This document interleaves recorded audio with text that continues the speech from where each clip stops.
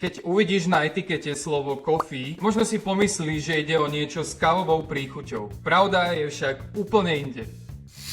Coffee v tomto prípade nemá s kávou spoločné nič. Tento názov je odvodený od Aeneasa Coffeeho, írskeho vynálezcu, ktorý vytvoril jeho vlastný spôsob destilácie, tzv.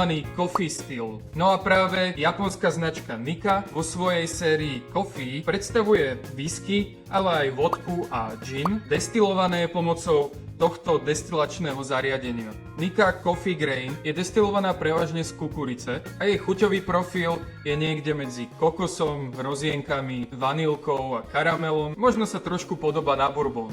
Druhá whisky z tejto série je zaujímavá v tom, že je síce destilovaná zo 100% sladového jačmeňa, ale kvôli Coffee Still sa musí oficiálne radiť medzi grain whisky. V chuťovom profile je veľa exotického ovocia, takej ľahkej prírodzenej sladkosti, dokonca ja by som povedal, že tým tropickým ovocím sa celkom približuje k rumu. Takže na budúce, keď uvidíš slovičko coffee na etikete, nezamieňaj si to s kávou, aj keď taký twist na espresso martini z jednou z týchto visiek, to by mohlo byť celkom dobré.